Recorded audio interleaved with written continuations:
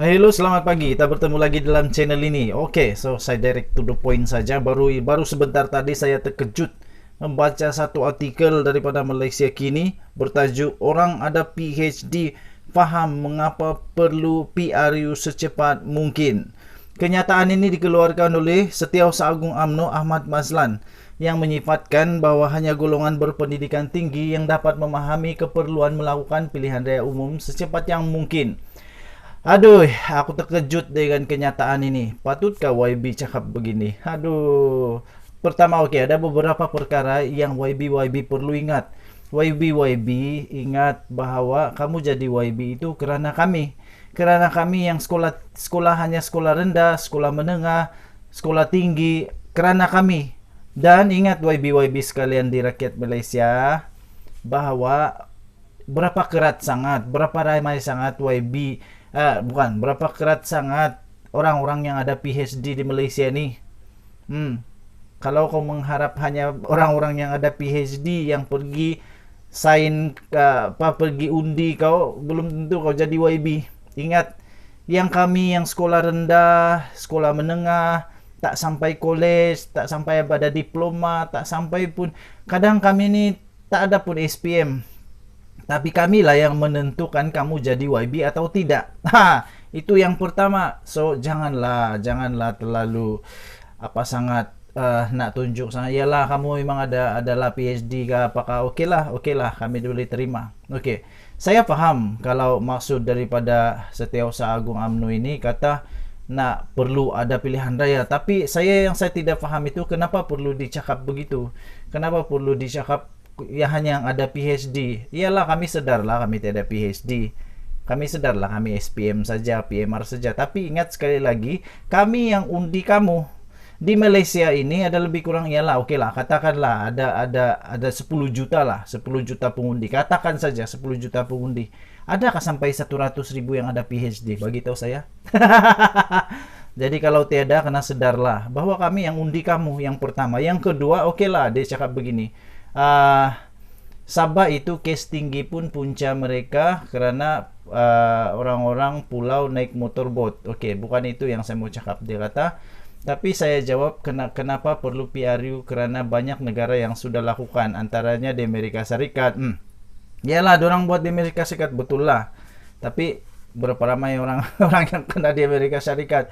Dan seterusnya dia cakap PRK Cini, Slim dan PRN Sabah. Okey. Satu perkara sajalah pada pendapat saya. Saya ini tiada PhD. Okey, saya ini orang PMR saja. Anda habis pun sekolah. Tapi saya orang yang tidak mau cepat mati. Kalau kamu mau cepat-cepat jadi cepat-cepat untuk RIP ke apakah, teruskan. Tapi saya tidak pasti kalau ramai rakyat yang mau sedia untuk kena gelang begini. Ini bukan main-main. Ini gelang saya lah ini. Nampak? Saya kuarantinkan diri sekarang. So di rumah sajalah. Jalan-jalan pun tidak. Inilah kuarantin dia. Okey.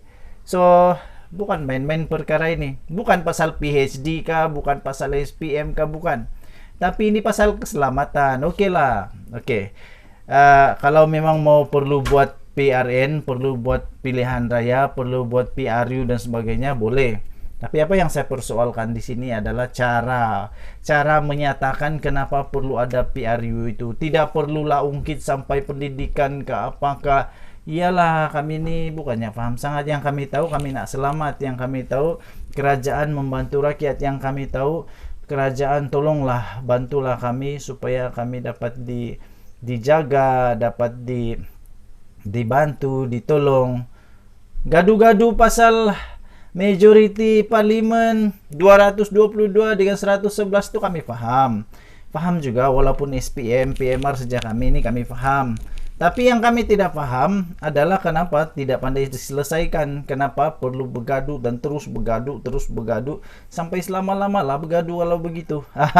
Yang kami tidak faham lagi adalah kenapalah susah sangat mau bersatu, bersama-sama. Kenapalah susah sangat mau bekerja sama?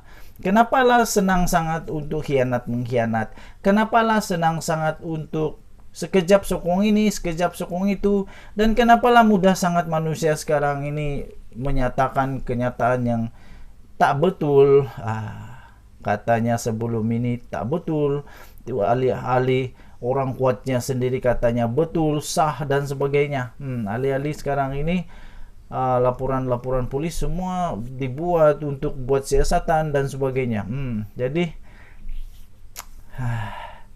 iyalah, wahai YB sekalian, aku masih ingat lagi. Kemarin ada kawan Syekh. ada kawan Syekh di WhatsApp, satu gambar harimau di dalam sebuah besen besar di zoo.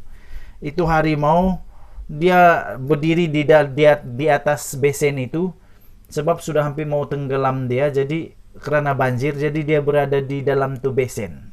Kemudian ditulis di sana. Jadi waktu kau senang, kata tulisan itu ditulis di gambar itu, waktu kau senang janganlah garang sangat. Nanti kau susah, tiada orang mau tolong. Betul, deep betul, memang habis deep. Jadi kita berharap semoga negara Malaysia, kerajaan Malaysia akan terus makin tenang. Oke, so sekali lagi saya berharap semoga YB ahli-ahli parlimen sebelum mengeluarkan kenyataan apa-apa pikirlah dulu. Walaupun kami ini akar umbi yang memang disahkan, memang kami akui kami ini tiada pelajaran yang tinggi. Walaupun kami ini hanya pemarut kelapa, penanam padi, pemotong getah, apalagi kadang-kadang langsung tiada apa-apalah. Memang kami susah, kami tidak tahu, kami tidak paham. Tapi ingat, kamilah yang pergi undi kamu. PhD itu berapa kerat sangat di Malaysia ini ada PhD. Coba kira, coba kumpulkan semua orang yang ada PhD. Memang kamu boleh buat fikir lah, boleh fikir. Tapi kami yang mengundi. Kami yang mengundi, yang berbaris panjang sangat mengundi itu kami. Yang YB ini sekali-sekala pergi tengoklah, dia yang nomor 1 pergi mengundi. So yang paling terdedah kami.